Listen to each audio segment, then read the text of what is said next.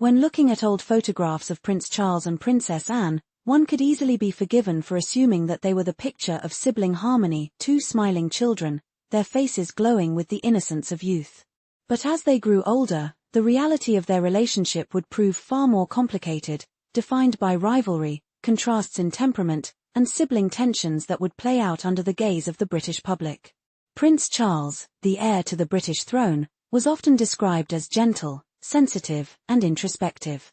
His early years were marked by the heavy weight of expectation that comes with being the future king, a responsibility that cast a long shadow over his life. Princess Anne, on the other hand, was a force to be reckoned with. Tough, independent, and disciplined, she had a strong will that sometimes put her at odds with her more introspective brother. Their contrasting personalities were never more apparent than in the events surrounding Anne's wedding to Captain Mark Phillips in 1973, a wedding that would inadvertently steal the spotlight from Charles on what was meant to be his special day. In 1973, when Princess Anne was planning her wedding, she could have chosen any date on the calendar. But she chose November 14th, the same date as Prince Charles's 25th birthday. On the surface, it might seem like a coincidence, but for those familiar with the royal family, it was anything but. Anne had long been known for her sharp tongue and her fiercely independent nature, and it was not lost on those around her that the timing of her wedding seemed pointed. As Charles approached his milestone birthday, which was supposed to be a grand celebration marking a quarter-century of his life, his sister was about to announce her wedding plans. To make matters worse, Anne chose the exact date of Charles's birthday for her wedding. It was a subtle yet highly public act of rebellion, one that would seem to overshadow Charles's moment of triumph. After all, what could be more humiliating for the heir to the throne than having his milestone birthday eclipsed by his younger sister's wedding? On November 14, 1973, Charles was not just the birthday boy, he was also the man left in the background while the public celebrated Anne's nuptials. As news of Anne's choice of wedding date spread, the British press couldn't help but question the timing. Was it truly necessary to schedule the wedding for the same day as Charles's birthday? Why couldn't Anne have chosen another day?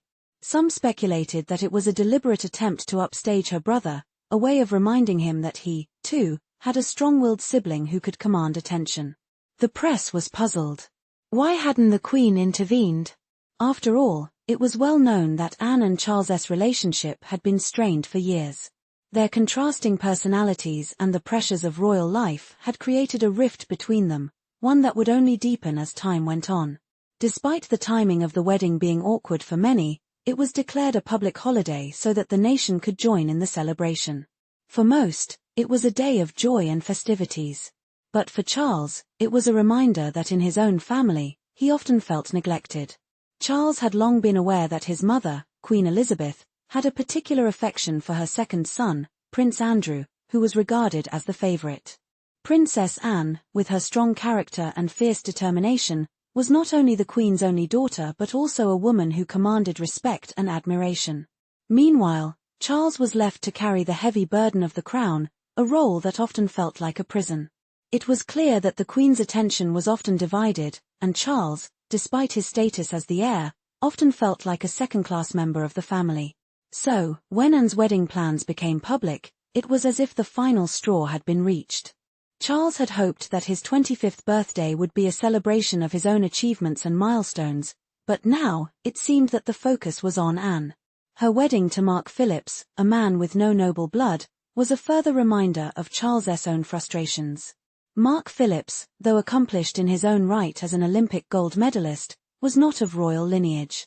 The fact that he was marrying into the royal family only served to highlight the differences between him and Charles, whose every action was scrutinized by the public. Yet, despite the tension, Anne's wedding day was a moment of pure joy for her. The press and public were captivated by the bride, whose gown, designed by Anne herself, was a masterpiece of traditional elegance. She rejected modern trends in favor of a dress that harkened back to the Tudor era, complete with a corset, elaborate sleeves, and delicate pearl embroidery. The gown was a perfect fit for Anne's athletic frame, and the sight of her stepping out of the glass carriage, escorted by her father, Prince Philip, left the crowds gasping in admiration. Anne's wedding was steeped in tradition. Her tiara, the Russian fringe tiara, had been passed down from Queen Mary and was a stunning piece of royal jewelry. The bouquet she carried included a sprig of myrtle, a symbol of love and fertility that had been used in royal weddings since the 19th century. The bouquet's roots could be traced back to Queen Victoria's eldest daughter, who had carried a sprig of myrtle from Osborne House, the royal residence. Her wedding ring, made from rare Welsh gold, was a fitting symbol of the union between Anne and Mark Phillips. The gold was prized for its rarity and was a royal tradition, used in the wedding rings of several members of the royal family. As Anne and Mark Phillips exchanged their vows, over 500 million people around the world tuned in to watch the first ever color broadcast of a royal wedding. Outside the cathedral, the crowds cheered for the new bride, but when Charles appeared, the crowd broke into a chorus of happy birthday for him, reminding him that his special day had been overshadowed by his sister's wedding. Despite the public display of support, Charles's feelings were clear. As he stood there, watching his sister marry and bask in the spotlight, it was impossible for him to ignore the fact that his birthday, his moment of celebration, had been stolen from him. After the wedding ceremony, a grand breakfast was held at Buckingham Palace. The menu included lobster, partridge, and ice cream, and a wedding cake that stood an impressive 5 feet, 6 inches tall, matching Anne's exact height. The cake was a work of art, decorated with fruits and cream, and a figurine of a female jockey at the top, paying homage to Anne's lifelong passion for equestrian sports. As a final touch, Queen Elizabeth II offered Captain Phillips an earldom, but he declined the title, making Anne's children, Peter and Zara, the first untitled descendants of the Queen.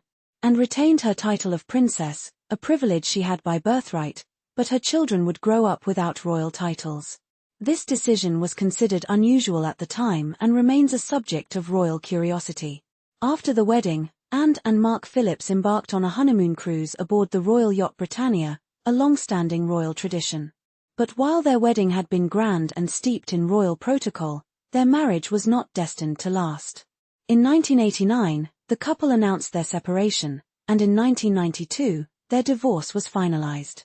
The Queen, deeply affected by the personal upheaval within her family, famously referred to 1992 as her annus horribilis in her Christmas message to the nation.